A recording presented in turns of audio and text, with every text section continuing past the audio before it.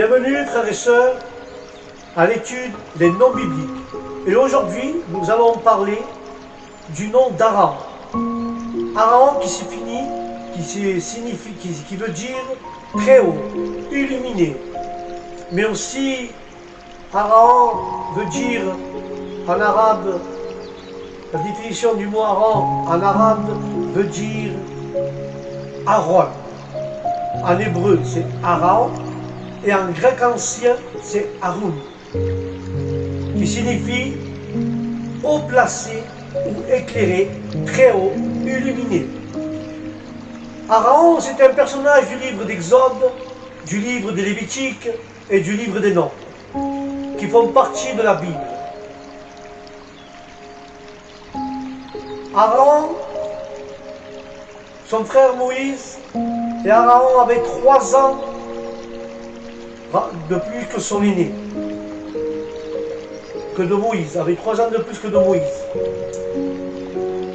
Et frère de Myriam, qui était l'aîné de la fratrie, il est issu de la tribu de Lévite, Aaron. Lui-même issu du patriarche Jacob, le père des enfants d'Israël. Dieu en a fait l'interprète de Moïse, d'Aaron, qui a un défaut d'élocution, afin qu'il délivre le peuple d'Israël. C'est le premier grand prêtre d'Israël, de Kohen Kadok en hébreu. Et le nom d'Aaron est peut-être, frères et sœurs, l'origine égyptienne, issue de l'égyptien, sur le nom du Dieu est grand, comme celui de Moïse. Selon le professeur Anantlitz de la Koschwitz für judaïsche Sustine, il s'agit d'un nom artificiel forgé par le rédacteur biblique à partir de l'hébreu, Aaron.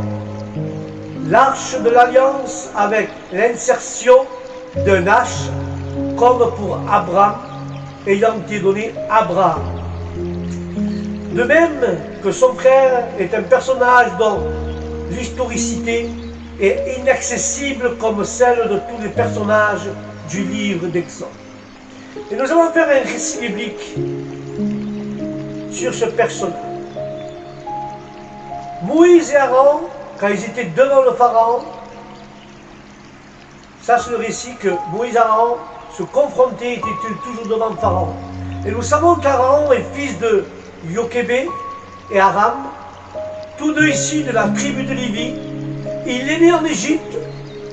Dans le récit biblique, il devient le frère de Moïse, que dans le texte sacerdotal tardif du livre de l'Exode.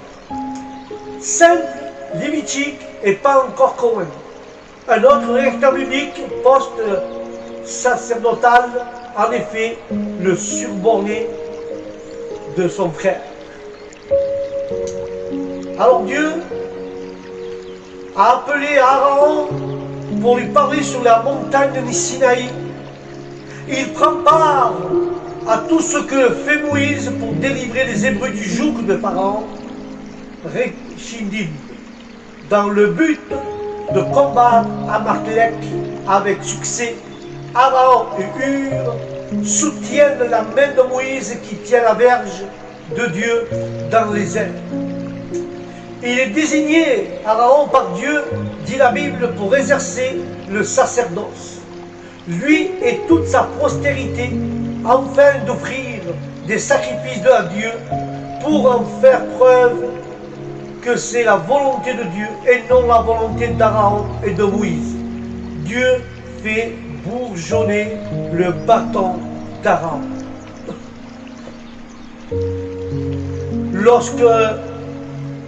Lors de l'ascension du mont Sinaï, par Moïse, au cours de laquelle ce dernier est parti recevant les tables de la loi, les Hébreux, nouvellement libérés du joug de Pharaon, mais incertains du retour de Moïse,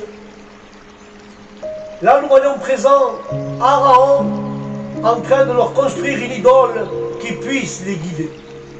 Et Aaron exige alors la fonte de tous les bracelets et les colliers afin de leur offrir le veau d'or. Et le peuple désigne ensuite comme Dieu, à l'imitation du taureau, Harpie, qui était adoré en Égypte. Aaron s'est alors attiré la colère de Dieu. Aaron a aussitôt a été repris par Dieu, quand, avec sa sœur Myriam, il a parlé contre son frère Moïse. Puis Aaron a aussi fait l'expiation pour le peuple, afin de faire cesser une plaie de Dieu à la suite de la rébellion de certains d'entre eux. Et lorsque Moïse descend du mont Sinaï et qu'il voit les Hébreux adorer une idole, chose interdite, c'était le deuxième commandement de Dieu, il a été pris d'une colère si grande qu'il fracasse les tables de la loi sur un rocher. Et cependant, il pardonne sa faute à Aaron, qui a même élevé par son frère au rang de grand prêtre, charge qu'il est le premier à exercer. Toutefois, frères et sœurs, peu de temps après la consacration, Aaron et de ses fils, deux d'entre eux, Nadab et Abihu, utilisent un feu, un essence, non prescrit par Dieu et meurt immédiatement. Aaron ne doit pas en faire le deuil, mais refuse néanmoins la nourriture consacrée à Dieu. Ce jour-là, ce que Moïse a approuvé. Alors Aaron, nous voyons pour cette histoire, Aaron prend, frères et sœurs, la parole à la place de Moïse, que l'on dit qui bégayait. Finalement, Moïse meurt, il a été âgé de 123 ans sur le mont en nord, car il ne peut entrer dans la terre promise, parce qu'il a douté de la puissance de Dieu dans l'affaire des eaux de Mériba. Et il a pleuré par tous les hommes et femmes, alors que la Torah ne mentionnait que les seuls hommes à avoir pleuré Moïse. Il s'agit là sans doute d'une façon de mettre en exégu la popularité dont jouissait Aaron. Et il a pour fils Nabal et Abihu, Éléazar et Ithmar, de sa femme Élibisat. Aaron, dans le judaïsme, alors que Moïse est le messager de Dieu, Aaron est le porte-parole de Moïse. Moïse s'efface ainsi en faveur de son frère et il dit d'être comme Aaron, de rechercher la paix et de la poursuivre. Mais quand nous parlons d'Aaron dans le Nouveau Testament, Aaron est également mentionné dans le Nouveau Testament, plus précisément dans les épîtres aux Hébreux, notamment dans l'Hébreu 5.4, il est mentionné. Et nous voyons ici l'arbre généalogique d'Aaron. Premièrement, nous voyons Jacob, Lévi, Kehan, Amad, marié à Okébé, Aaron marié à Isébet, Nabad, Abihu, Élessar, Ithmar, Yokébé, marié à Aram, et Aaron marié à Isébet. Puis nous voyons Judas, Péret, Netson, Ram, Adnibdab, Itchebat, marié toujours à Aaron. Et nous voyons dans Exode 7.7, Moïse était âgé de 80 ans et Aaron de 83 ans. Il était 3 ans plus vieux que Moïse lorsqu'ils parlèrent à Pharaon. Et quand nous voyons le psaume 90, 7 à 11, nous voyons une prière de Moïse, l'homme de Dieu. Moïse mentionnait l'âge de 80 ans comme limite de vie pour un homme vigoureux. Pourtant, c'est l'âge auquel lui-même va commencer son ministère. Lorsque Dieu appelle un serviteur, il commence par annuler sa force naturelle, puis il fournit de nouvelles forces qui, d'une manière évidente, viennent à lui. Et là, nous pouvons constater dans cette histoire d'Aaron que l'Éternel a fait connaître d'avance ses pensées à Moïse et à Aaron, ce qui constituera des fléaux pour les Égyptiens.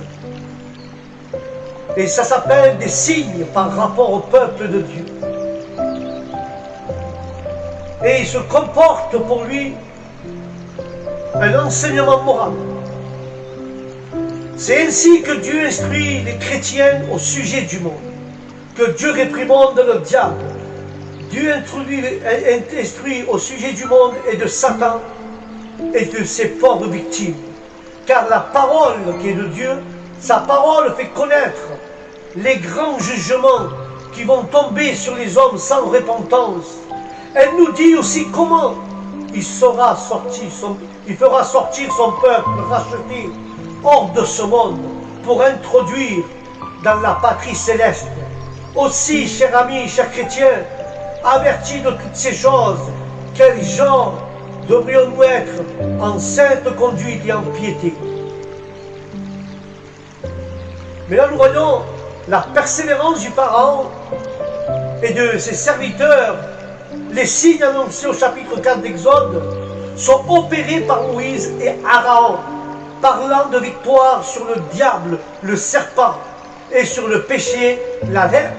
Nous pouvons y voir comme un résumé de l'Évangile. Et quand nous voyons Exode 4,14, alors que la colère de l'Éternel s'enflamma contre Moïse et lui dit, il n'y a-t-il pas ton frère Aaron le Lévitique? Je sais qu'il parlera facilement. Le voici lui-même qui vient au-devant de toi, et quand il te verra, il se réjouira dans son cœur. Alléluia. La cour du Pharaon, frères et sœurs, Moïse avait été instruit dans toute la sagesse des Égyptiens, mais il n'avait pas appris à connaître « Je suis ». Les années passèrent, et dans le palais royal, n'ont pas davantage pu faire de lui un instrument qualifié pour la délivrance du peuple. Mais le meurtre de l'Égyptien a plutôt montré le contraire. Après les 40 années d'école auprès de Pharaon, il faut 40 autres années à l'école de Dieu. Et à l'écart à Madian, le résultat c'est que Moïse n'a plus rien à faire, valoir de lui-même. Jadis, puissant en parole et dans ses actions, et affirme à présent n'avoir aucune éloquence et met de côté toutes ses capacités personnelles. Mais s'il a justement cessé d'avoir confiance en lui-même, il n'est pas encore une pleine confiance en Dieu. Il doit apprendre que car le Seigneur charge d'un service, il donne en même temps toutes les ressources pour l'accomplir. Et là nous voyons le bâton de Moïse se change en serpent et montre que si Dieu permet à Satan d'agir un moment, il reste au-dessus de lui pour annuler son pouvoir. Car la croix du Christ a triomphé sur la puissance des ténèbres et la puissance de la méchanceté. Car la main mise sur la poitrine, le cœur, source du mal, devenue lépreuse, puis rendue saine, illustre la puissance de Dieu pour ôter la souillure du péché au nom de Jésus. Et que nous voyons le livre d'Exode 6, 19, 20, toujours en train de parler de Moïse et Aaron, là on voit qu'il est écrit « Fils de Méhari, Makshi et Mustin ». Ce sont là les familles de Lévi, avec leur postérité arabe, pris pour femme Jochébed, sa tante. Et elle lui enfanta Aaron et Moïse. Les années de la vie d'Aram furent de 137 ans. Et que nous voyons dans les versets 6 à 8 d'Exode, Dieu a développé devant Moïse tout son plan de salut découlant de ce nouveau nom. L'Éternel qui a pris pour Israël, et ce plan du salut est encore une fois absolument garanti par sa signature, Je suis l'Éternel. C'est moi qui efface les transgressions à cause de moi-même, confirmera Dieu. Et Dieu le confirme dans le livre d'Isaïe 43, 25 et 43, 22 à 28. Il est bien triste de constater qu'Israël, à cause de leur angoisse d'esprit et d'impatience, n'écoute pas. C'est la première manifestation d'incrédulité de ce peuple, hélas, suivi, comme nous le verrons, d'une longue liste d'autres semblables. Et là nous voyons Moïse de son côté est de nouveau inquiet et découragé. Sa foi a bien de la peine à s'emparer du nom des promesses de l'Éternel. Puis Dieu porte ses regards sur les siens. Ils sont mêlés à des étrangers, mais son œil les distingue. Et il se plaît à rappeler leur nom. Le Seigneur connaît ceux qui sont à lui. Rappelons-nous aussi ce verset si encourageant pour les croyants de tous les temps. Les yeux de l'Éternel regardent vers les justes et les oreilles sont attentives à leurs cris. Alléluia. Nous avons ici les noms de plusieurs membres de famille de Lévi qui joueront en bien ou en mal un rôle important de l'histoire d'Israël. Coré et ses fils, les 4 fils d'Aaron et de Phiné. Mais le livre d'Exode 4, de 10 à 16 dit, Moïse dit à l'Éternel, « Ô Seigneur, je ne suis pas un homme qui ait la parole facile. Ce n'est ni d'hier ni d'avant-hier, ni même depuis que tu parles de ton serviteur, car j'ai la bouche et la langue embarrassées. » Et l'Éternel lui répond, « Qui a fait la bouche de l'homme? Et qui rend muet ou sourd, ou voyant ou aveugle? Ce n'est pas moi l'Éternel? Va donc, et je serai avec ta bouche, et je t'enseignerai ce que tu auras à dire. » Et Moïse dit, « Seigneur, envoie qui tu voudras envoyer. » Alors, la colère de l'Éternel s'enflamma contre Moïse, et il dit, « N'y a-t-il pas ton frère Aaron, le Lévitique ?» Et c'est là qu'Aaron apparaît. « Je sais qu'il parlera facilement. Le voici lui-même qui vient devant toi. Et quand il te verra, il se réjouira dans ton cœur. Tu lui parleras, tu mettras les paroles dans ta bouche. Et moi, je serai avec ta bouche et avec sa bouche. Et je vous enseignerai ce que vous aurez à faire. Il parlera pour toi au peuple. Il te servira de ta bouche et tu tiendras pour lui la place de Dieu. » Là, nous voyons que l'image d'Aaron, c'est l'image de Jésus. Et l'image de Moïse, c'est l'image de Dieu le Père. Dieu dit, Jésus accompli. Moïse dit, Aaron l'a accompli. Alléluia. Et là, nous pouvons voir qu'Exode 4, 27, l'Éternel dit à Aaron, va dans le désert devant de Moïse. Aaron partit, il rencontra Moïse à la montagne de Dieu et il le baisa. Moïse fit connaître à Aaron toutes les paroles de l'Éternel qu'il avait envoyées et tous les signes qu'il lui avait ordonné de faire. Et Moïse et Aaron poursuivirent leur chemin. Ils assemblèrent tous les anciens des enfants d'Israël. Aaron rapporta toutes les paroles de l'Éternel avait dites à Moïse et il exécuta les signes aux yeux du peuple. C'est ce que j'ai dit tout à l'heure. Dieu le Père dit et Jésus accomplit. Moïse dit et Aaron accomplit. Alléluia. Quelle bonne étude sur le nom d'Aaron. Nous apprenons beaucoup de choses dans cette histoire d'Aaron. Mais Moïse était parti jadis sans avoir été envoyé par Dieu.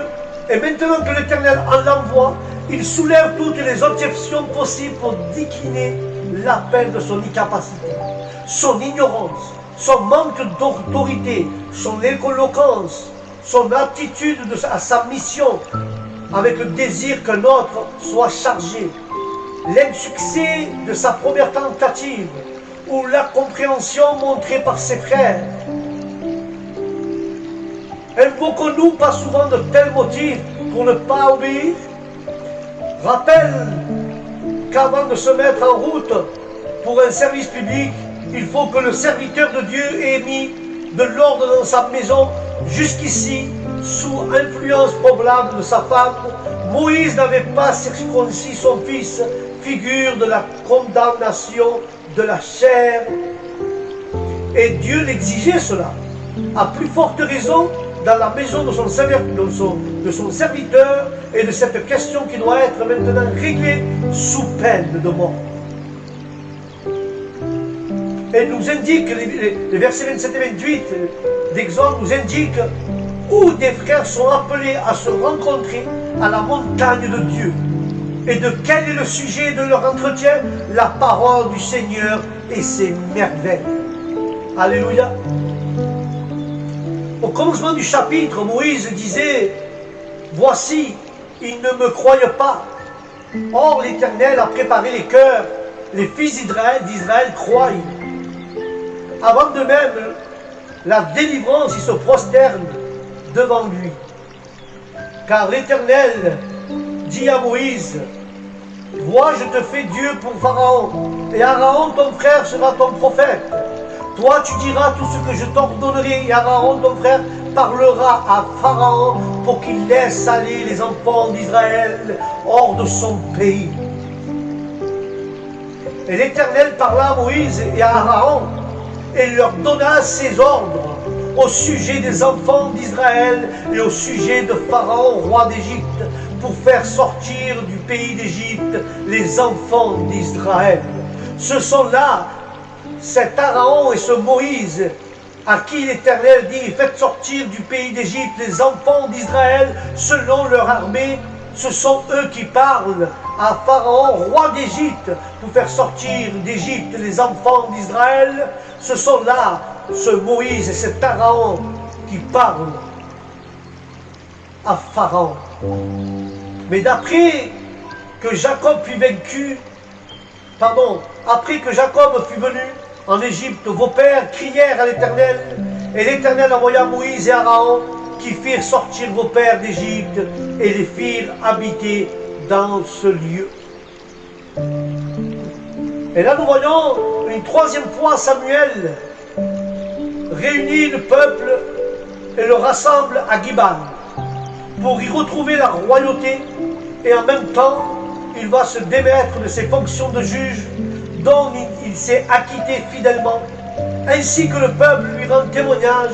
Nous pouvons rapprocher ces paroles de celles de Paul aux anciens Éphèses dans le chapitre 20 des Actes.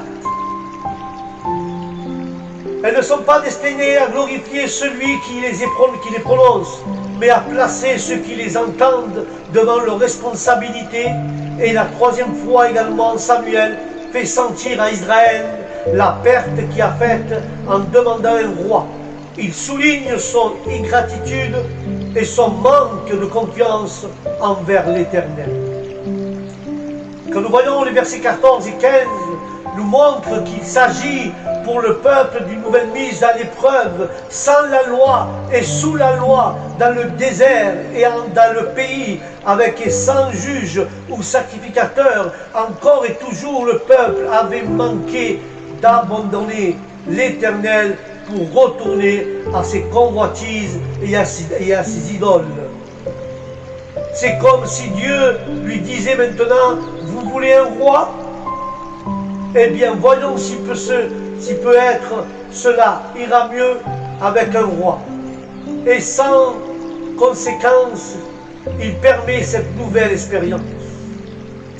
Dans le livre de Chroniques, premier livre de Chroniques 23-13, fils d'Aram, Aaron et Moïse, Aaron fut mis à part pour être sanctifié comme très saint, lui et ses fils à perpétuité, pour offrir les parfums devant l'Éternel, pour faire son service et pour bénir à toujours en son nom.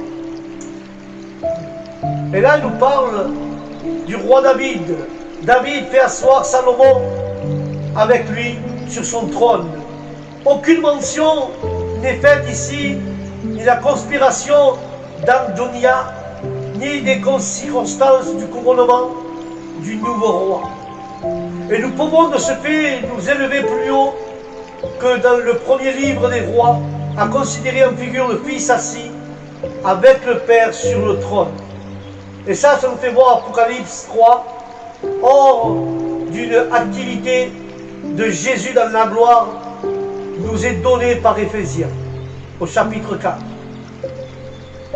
Étant monté là-haut, il a donné des dons aux hommes, les uns comme apôtres, les autres comme prophètes, et les autres comme des évangélistes, et les autres comme pasteurs et docteurs, et en vue du perfectionnement des saints, pour l'œuvre du service, pour l'édification du corps du Christ.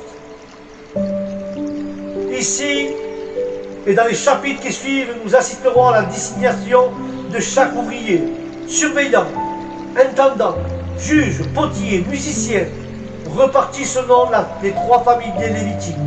Leurs fonctions sont précisées spécialement ce qui concerne le service essentiel des louanges. Célébrer et louer Dieu chaque matin et chaque soir est un service bien enviable, qui sert et qui est à notre portée, frères et sœurs. Et au chapitre 24 d'Exode, ce sont les sacrificateurs, fils d'Aaron, qui sont distribués en 24 classes.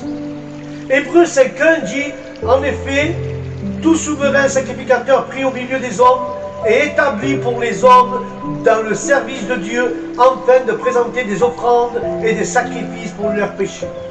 Et dans le verset 4, toujours du Hébreux 5, nul ne s'attribue cette dignité s'il n'est pas appelé de Dieu, comme le fut Aaron.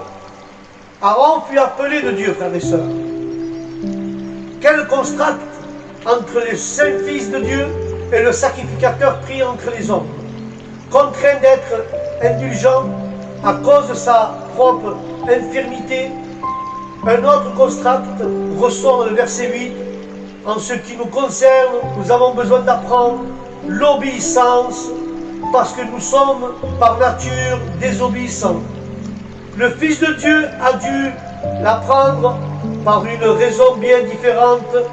Le Créateur souverain n'est soumis à personne. Obéir était pour lui une chose entièrement nouvelle, mais c'est ainsi qu'il est un exemple et impose désormais à ceux qui lui obéissent. Quel est dans une collectivité le chef qui a le plus d'autorité? Celui qui a commencé à exécuter lui-même dans les conditions les plus difficiles et les tâches qu'il commande ensuite à ses subordonnés. Apprenons, frères et sœurs, l'obéissance de l'école du Seigneur Jésus-Christ. Mais quel genre d'élèves sommes-nous? Ne méritons-nous pas souvent le reproche du paresseux à écouter? Car la parole de Dieu n'est pas ici comme au chapitre 4.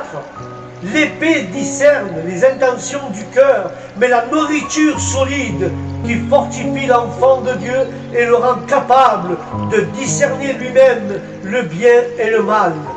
Tel est le grand progrès du chrétien, devenir de plus en plus sensible à ce qui plaît au Seigneur et à ce qui ne lui plaît pas.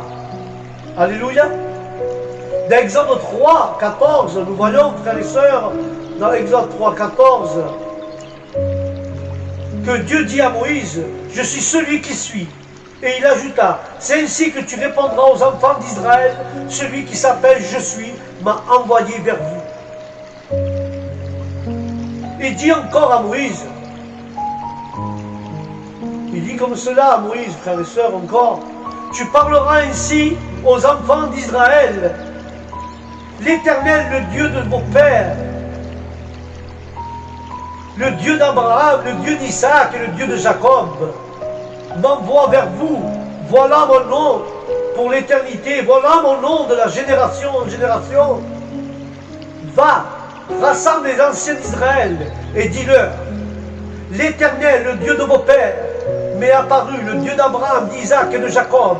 Il a dit, je vous ai vu et j'ai vu ce que vous faites en Égypte. Et j'ai dit, Je vous ferai monter de l'Égypte où vous souffrez dans le pays des Cananéens, des Élithiens, des Amoréens et des Philiciens, et des Héviens et des Jubiens, dans un pays où coule le lait et le miel. Ils écouteront ta voix, et tu iras toi et les anciens d'Israël auprès du roi d'Égypte. Et vous leur direz, l'Éternel, le Dieu des Hébreux, nous est apparu. Permets-nous de faire 3 journées de marche dans le désert pour offrir des sacrifices à l'Éternel, notre Dieu. Je sais que le roi d'Égypte ne vous laissera point aller. Ce n'est pas une main puissante. J'étendrai ma main et je frapperai l'Égypte par toutes sortes de prodiges, que je serai au milieu d'elle, après avoir quoi il vous laissera aller. Je serai même trouvé grâce à ce peuple aux yeux des Égyptiens, et quand vous partirez, vous partirez point même vide. Chaque femme demandera sa voisine, et celle qui demeurera dans sa maison, des vases d'argent, des vases d'or et des vêtements, et que vous mettrez sur vos fils et vos filles, et vous dépouillez les Égyptiens. Et vous dépouillerez les Égyptiens pendant les longues années d'esclavage dans la fournaise du fer de l'Égypte. Dieu n'était pas resté indifférent aux souffrances de son peuple. Il se souvient de ses promesses faites à Abraham, à Isaac et à Jacob.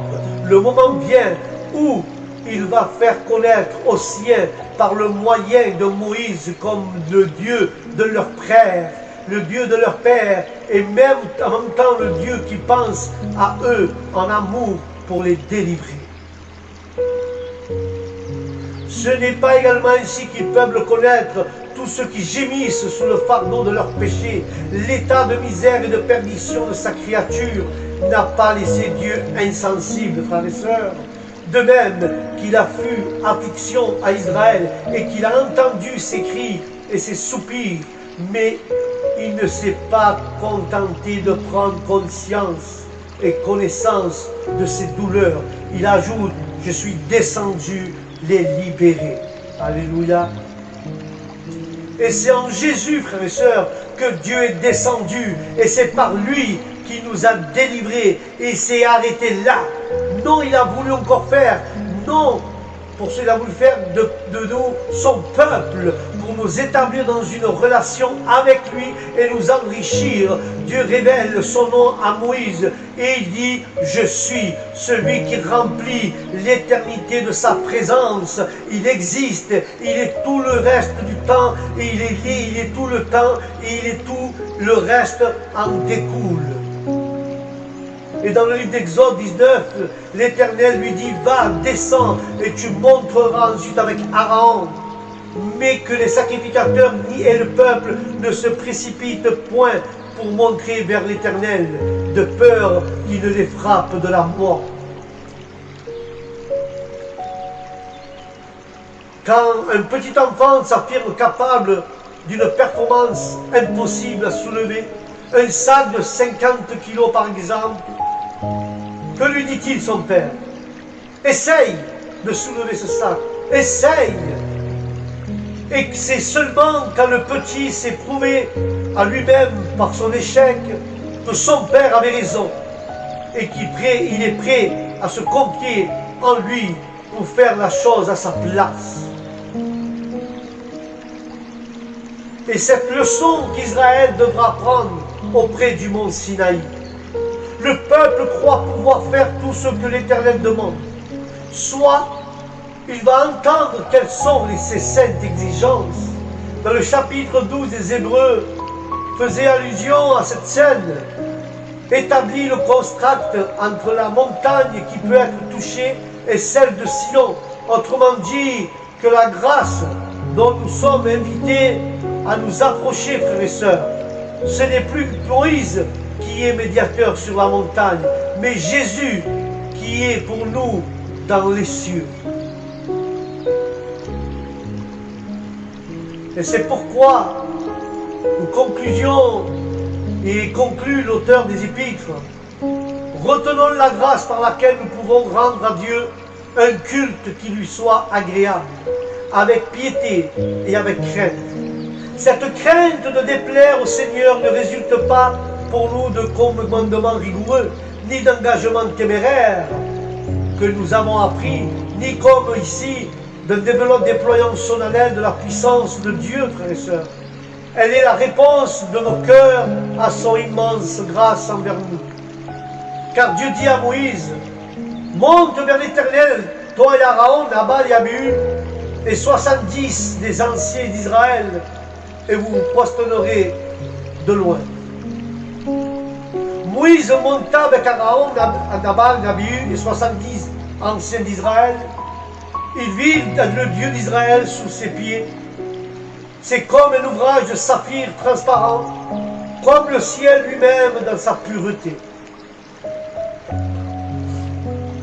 Et là, nous voyons, frères et sœurs, la première alliance inaugurée solennelle.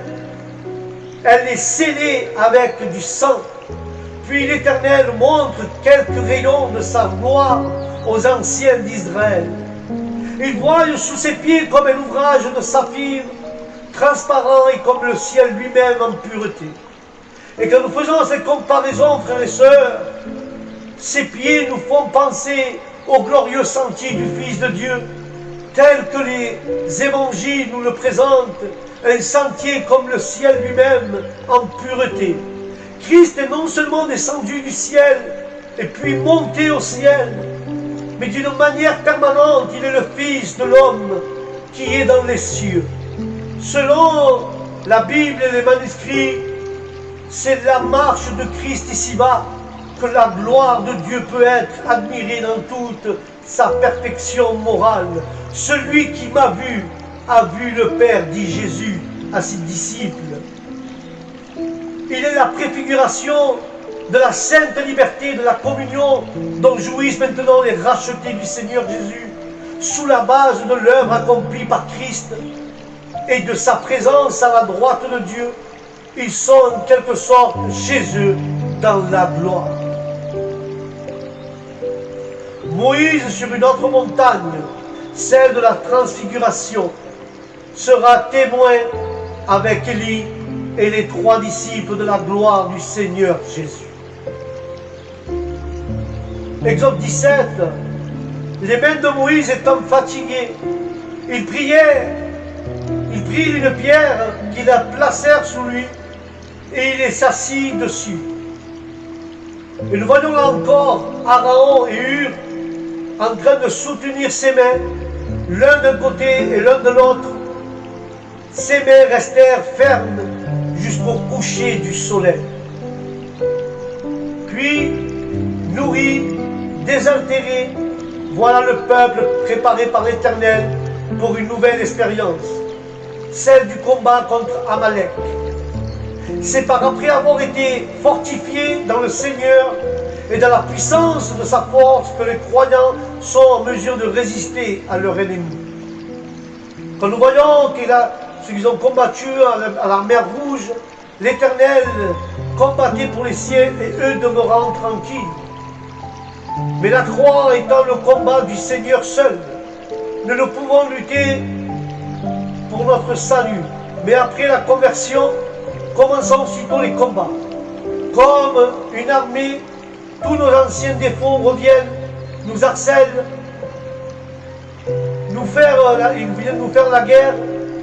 Nous pouvons-nous plus cette fois-ci compter sur le Seigneur? Bien au contraire. Mais à la croix, il combattait pour nous, à notre place. Maintenant, il combat avec nous, lui, le vrai Josué. Cependant, ce n'est sur la montagne que se décide la victoire. Christ est à la fois le vrai Moïse et le vrai Aaron. Et dorénavant, dans le ciel, intercédant pour les siens, et ses mains ne sont jamais lasses. L'issue de la bataille ne dépend pas de la force des combattants, mais de leur foi et de leur prière envers le Seigneur Jésus.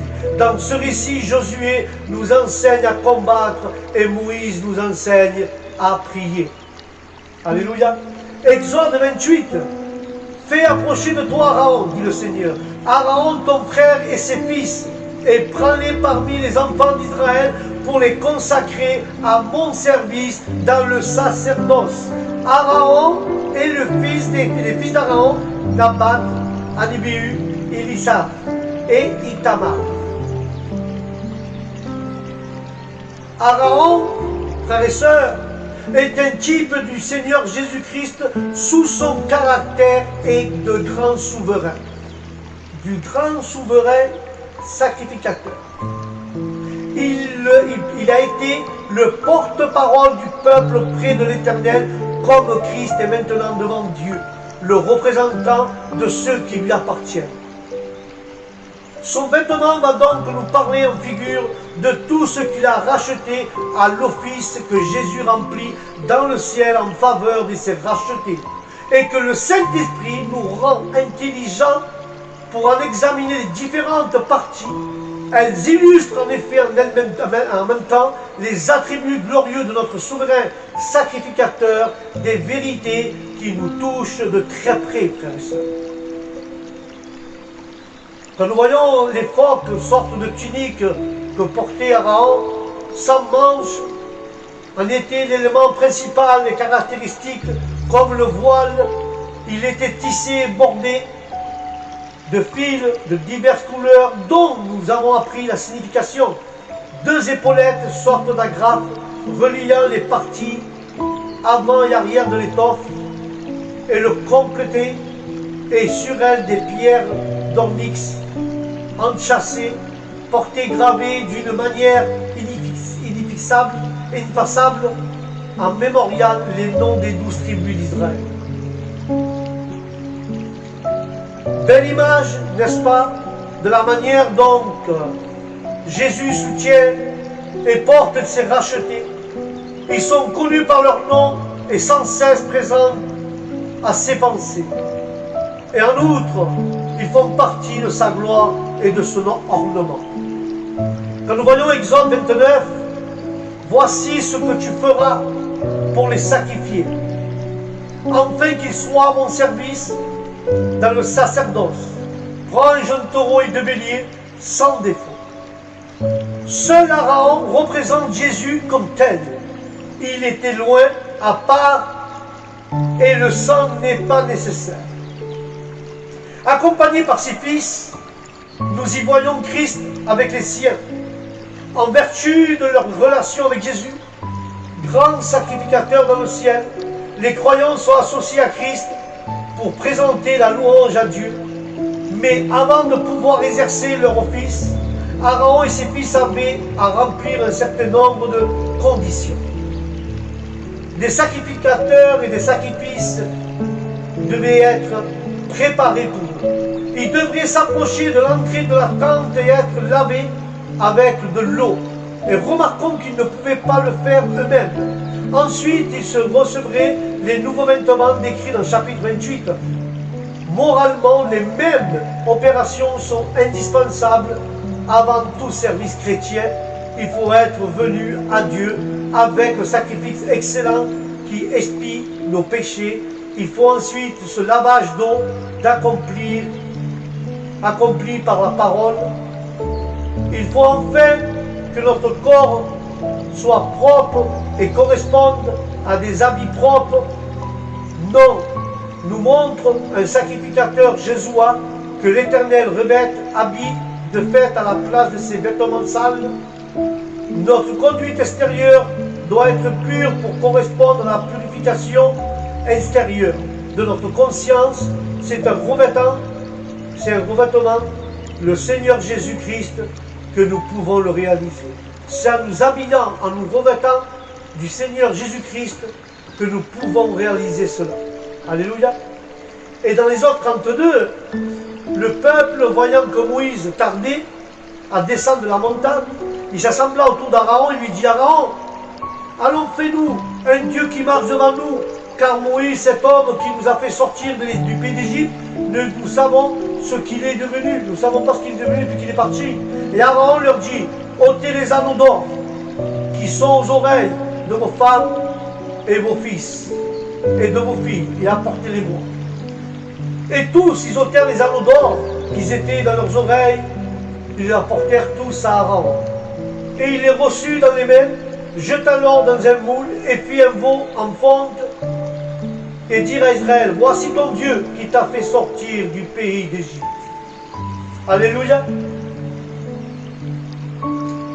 Et là, nous pouvons voir, on souhaiterait pouvoir passer d'emblée de la description du tabernacle au chapitre 31 à sa construction au chapitre 35 d'Exode. Hélas, entre les deux, s'intercale une sombre épisode de l'histoire de ce pauvre peuple. Pendant que sur la montagne, Dieu donnait la loi à Moïse, dans la plaine, le peuple transgressait déjà les 2 premiers commandements. Et pendant que l'Éternel donnait à son serviteur les instructions relatives de son culte, Israël établissait un culte d'idolâtrie. Combien grande est la persévérité de l'homme dans son ingratitude et sa complétitude à oublier les bontés de Dieu. Et là, ça parle de l'idolâtrie, frères et sœurs. L'idolâtrie n'est pas seulement le péché d'Israël ou des païens. En rappelant cette scène, l'apôtre Paul est obligé de mettre en grande garde et en garde les chrétiens. Une idole, c'est tout ce qui prend dans le cœur une place qui appartient qu'à Jésus. Elle ne peut être comme le veau d'or. Car les images des dieux du monde, les Égyptiens l'adoraient, les bœufs, les harpies, fondus au moule, autrement dit portés d'empreintes de conception de l'esprit humain, et retouchés au ciseau, être le fruit de nos propres efforts. Aaron est connu surtout en tant que premier prêtre lévitique, et pour le rôle qu'il joue dans l'Exode. Il est né dans une famille de Lévitique à l'époque de l'esclavage d'Israël en Égypte. Il a été le frère aîné de Moïse, né 3 ans avant lui. Nous le rencontrons pour la première fois dans Exode 4, où Dieu dit à Moïse qu'il enverra son frère Aaron pour l'aider à libérer le peuple d'Israël du Pharaon. Mais après la mort de Joseph et de sa génération, les Israélites sont restés en Égypte. Et devenus nombreux, un nouveau pharaon qui craignait que les Israélites ne se soulèvent contre les Égyptiens, il les a réduits en esclavage et a leur imposé les lois très strictes. Il a aussi ordonné aux sages-femmes des Hébreux de mettre à mort tous les bébés hébreux, mâles, dès leur naissance. Quand elles ont refusé, le pharaon a ordonné à tout son peuple de jeter les bébés hébreux mâles dans le Nil. Cette loi était en vigueur au moment de la naissance de Moïse. Aaron est probablement né avant leur promulgation, ou encore il a échappé à la mort parce que les sages-femmes craignaient Dieu au lieu d'obéir au pharaon. Aaron n'est pas mentionné avant que Dieu ne l'envoie à la rencontre de Moïse alors qu'il était âgé de 80 ans. Et quand Dieu a parlé à Moïse à travers le buisson ardent et lui demandait de retourner en Égypte pour demander au Pharaon de libérer le peuple d'Israël, celui-ci a commencé par lui expliquer pourquoi n'est-il pas la bonne personne pour cette mission, allant jusqu'à lui demander d'envoyer quelqu'un d'autre. Alors la colère de l'Éternel se fit entendre et s'enflamma contre Moïse. Il dit, n'y a-t-il pas ton frère Aaron, le Lévitique? Je sais qu'il parlera facilement lui. Le voici même, il vient à ta rencontre, et quand te verra, son cœur se réjouira. Mais ensuite, Dieu l'explique à Moïse qu'Aaron serait son porte-parole. Dieu a ensuite parlé à Aaron et lui a dit de partir à la rencontre de Moïse dans le désert. Aaron lui a obéi et s'est mis en route. Et ils se sont retrouvés. Moïse a raconté tout ce que Dieu lui avait dit, y compris les instructions concernant les signes et les accomplissements devant le pharaon d'Égypte. Moïse et Aaron ont rassemblé les anciens Israélites et Aaron leur a répété ce que Dieu avait dit à Moïse. Il est intéressant de constater qu'Aaron n'a pas tardé à obéir à Dieu et qu'il a tout de suite cru ce que Moïse lui disait. Aaron s'est inconstamment montré à la hauteur de la tâche laquelle Dieu l'avait appelé. Il est prêt à aider son frère et à parler au peuple en son nom. Il a pu être aussi servi d'intermédiaire entre Moïse et les Israélites, puis Moïse avait vécu la plus grande partie de sa vie à l'écart du peuple, d'abord dans la cour de Pharaon, puis réfugiés à Madian. Dans la suite du livre d'Exode, Moïse et Aaron sont maintenant rassemblés et vont ensemble trouver le Pharaon, lui demander de laisser partir leur peuple et accomplir de nombreux signes. Des signes miraculeux avec souvent tout outil, le bâton d'Aaron. Ils ont obéi à Dieu et les Israélites ont fini par être libérés, frères et sœurs. Aaron a continué à diriger le peuple d'Israël avec Moïse pendant leur pérégrination dans le désert, lui servant d'aide et de porte-parole. Quand les Israélites ont murmuré contre Moïse et Aaron, en Exode 16, Moïse demandait à Aaron d'assembler le peuple devant Dieu. Moïse et Aaron dirent, tous les Israélites ce soir vous rencontrerez que c'est l'Éternel qui vous a fait sortir d'Égypte, et le matin vous verrez la gloire de l'Éternel parce qu'il a entendu vos murmures contre lui. Que sommes-nous en effet pour vous murmurer contre nous? Moïse dit, l'Éternel vous donnera ce soir de la viande à manger et le matin du pain de la satiété parce qu'il a entendu les murmures que vous avez proférés contre lui. Que sommes-nous en effet? Ce n'est pas contre nous que vous murmurez, mais c'est contre l'Éternel. Alors la gloire de Dieu s'est manifestée dans la nuée. Et à ce moment-là, à ce moment précis, Dieu a donné des cailles et de la manne au peuple. Il a demandé à Moïse de conserver 2 litres de manne dans un vase pour la prochaine génération. Et Moïse a demandé à Aaron s'amasser de la manne pour ce vase.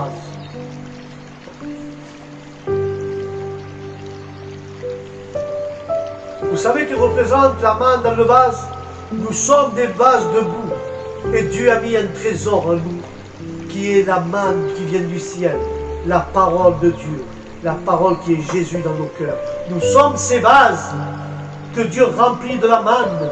Nous sommes des vases debout, mais avec un trésor en nous, qui est la parole de Dieu, qui est Jésus, qui vit dans ce vase de terre. Alléluia. Et nous voyons qu'après la rébellion de Corée contre Moïse et Aaron, Dieu a accompli un miracle pour confirmer qu'il avait vraiment choisi Aaron et sa descendance pour le servir, frères et sœurs. 12 bâtons, un pour chaque tribu, ont été collectés. Celui de la tribu de Lévi portant l'inscription du nom d'Aaron. Ces bâtons étaient déposés de nuit dans le tabernacle devant l'arche de l'Alliance. Et le lendemain, frères et sœurs, le bâton d'Aaron avait fleuri, il avait bourgeonné, donné des fleurs et des amants. Dieu a également dit à Moïse de mettre le bâton d'Aaron dans l'arche en lui disant ainsi, tu feras cesser leurs murmures devant moi. Et au cours d'une bataille contre les Amalécites, Josué, le commandant de l'armée d'Israël, ne remporte pas la victoire que quand Moïse ait levé les mains. Lorsqu'il s'est mis à faiblir, Aaron et Hur ont placé une pierre au-dessus de lui et lui ont soutenu les mains. Cette scène illustre bien des manières comment Aaron a servi et soutenu Moïse, son frère, que Dieu avait choisi pour faire sortir le peuple d'Israël qui était en captivité. Au mont Sinaï, Dieu a averti le peuple de garder ses distances pendant qu'il rencontrait Moïse pour lui donner la loi. L'occasion d'un de ses séjours sur la montagne lui a demandé de prendre Aaron avec lui. Par la suite, quand Moïse montait sur la montagne, afin de rencontrer Dieu, Aaron et Hur étaient chargés de gérer les problèmes éventuels qu'il y avait dans le peuple. Alléluia. Mais malheureusement, tout ce n'est pas bien passé car Aaron était aux commandes.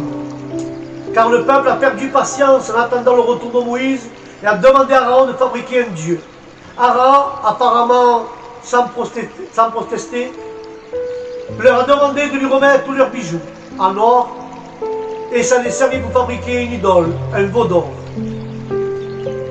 Et lui a même construit un autel et a proclamé une fête en son honneur.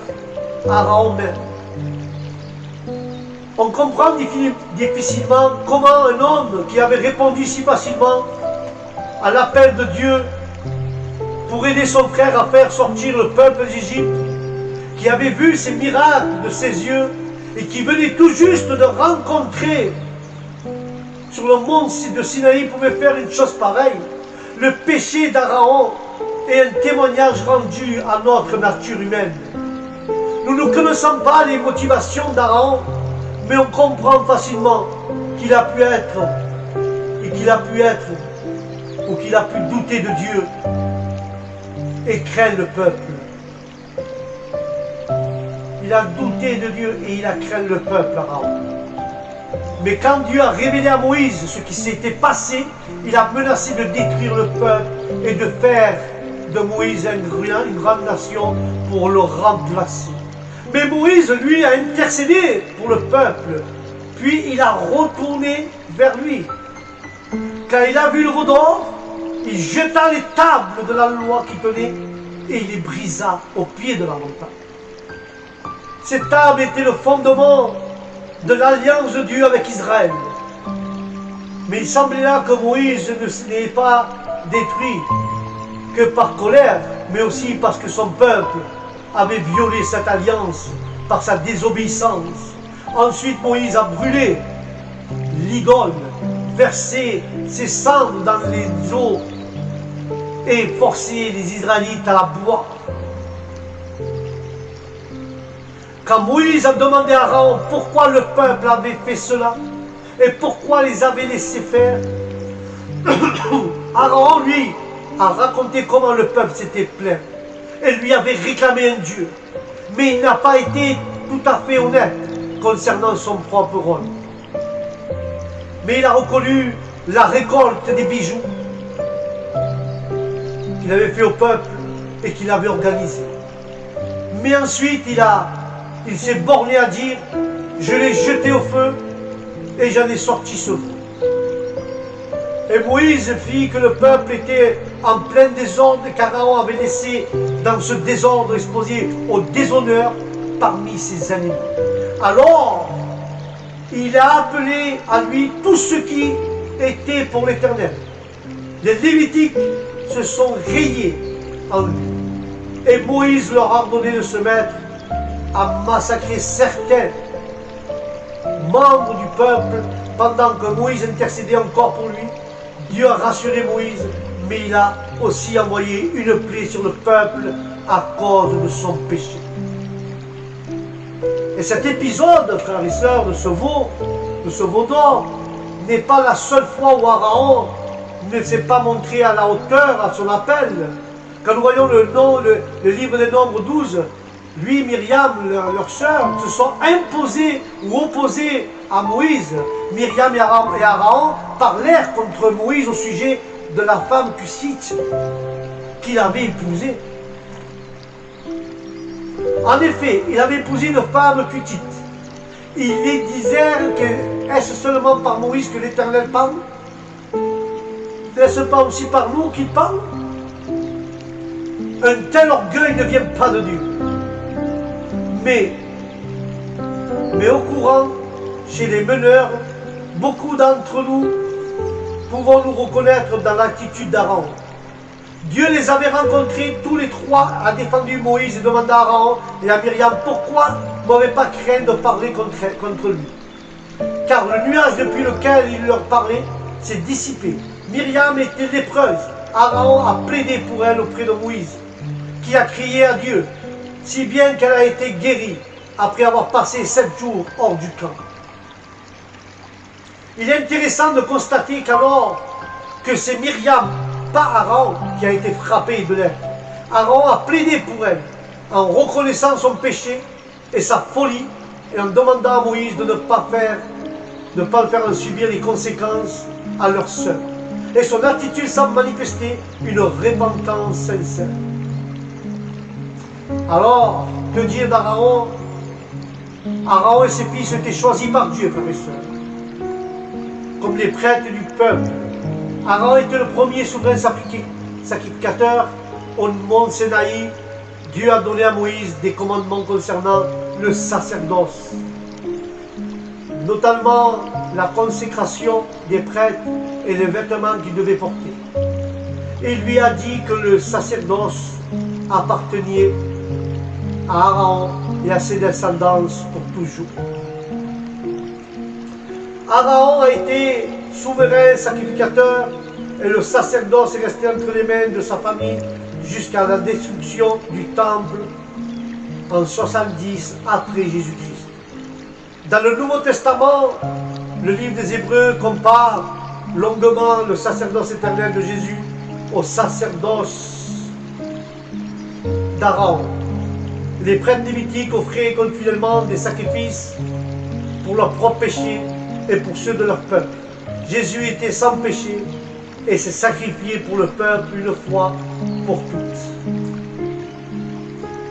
Le fils d'Aaron servirent comme prêtre à ses côtés, mais deux d'entre eux, Nabal et Abihu, ont été tués par Dieu pour avoir apporté devant l'Éternel du feu étranger, ce qui ne leur avait pas été ordonné. Et quand Moïse dit à Aaron que c'est là ce que Dieu voulait dire, quand il parlait de respecter sa sainteté, alors Aaron a gardé le silence, sans chercher à défendre ses fils, ni accuser Dieu d'injustice. Il semble qu'il comprenait vraiment la sainteté de Dieu et acceptait le jugement qui s'était battu sur ses fils. De même que Moïse, Aaron n'a pas pu entrer dans la terre promise à cause de son péché à Mirébal. Dieu a demandé à Moïse et à Aaron et à son fils Élisar de monter au mont Hor, où Élisar a été fait souverain sacrificateur et Aaron est mort. Vous pouvez le voir dans le livre des Nombres, chapitre 20, au verset 26 à 29. Et là, nous allons conclure avec la vie d'Aaron, frères et sœurs, sur cette étude des noms de la Bible. Et nous voyons un résumé juste vite fait. Je vais conclure avec cela. La vie d'Aaron est une manifestation de la sainteté et de la grâce de Dieu. Aaron était d'abord un serviteur obéissant qui s'est montré prêt à aller à la rencontre de Moïse et de le servir et de servir d'intermédiaire. Entre lui et Pharaon, il servirait d'intermédiaire. Il a aussi servi fidèlement en tant que prêtre du système sacrificiel dont Dieu se servait comme une image de son plan pour le salut en Jésus-Christ. Comme tous les hommes, Aaron était pécheur, alors qu'il avait vu Dieu agir avec puissance. C'est tout de même laisser séduire à fabriquer ce veau d'or et entraîner le peuple dans l'idolâtrie. Il semble cependant avoir appris Aaron de ses erreurs, puisqu'il a reconnu son péché contre Moïse et accepté la mort de ses fils infidèles. Aaron a beaucoup de choses à nous apprendre sur le service des autres, le partage des responsabilités et de la soumission envers Dieu. Alléluia. Voilà mes frères et mes sœurs, c'était l'étude sur les noms bibliques. Aujourd'hui c'était la vie d'Aaron. Et Aaron a servi l'Éternel, était l'intermédiaire entre Moïse et le roi d'Égypte. Et là nous pouvons voir qu'aujourd'hui, Moïse représente Dieu. Aaron, Jésus. Et celui-là qui sert d'intermédiaire entre le Père et nous, c'est Jésus. C'est Jésus. L'homme parle, Jésus transmet au Père ce qui se passe dans nos cœurs. Voici une image. Moïse est représenté comme Dieu le Père et Aaron comme Jésus le Fils. C'est lui l'intermédiaire entre le ciel et la terre, c'est Jésus. L'intermédiaire, c'est l'intermédiaire entre les hommes. C'est l'intermédiaire entre le ciel et la terre. Notre intermédiaire, c'est Jésus, notre intermédiaire entre Jésus, nous et le Père. Alléluia. Voilà mes frères et sœurs, c'était étude sur les noms bibliques. Je vous dis au prochain programme avec la grâce de Dieu. Que la paix de Dieu vous poursuive de partout où vous allez. Que Dieu vous bénisse vos maisons, vos familles. Je vous dis au prochain programme. Shalom.